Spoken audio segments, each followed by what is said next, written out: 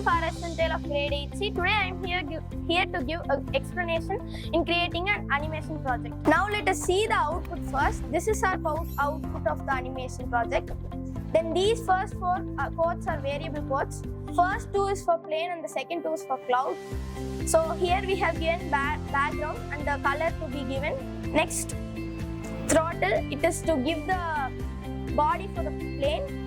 Fill, it is the color. Fill means it is to give color. Next is plane front wing. Then we have given a variable code for cloud 1 and 2.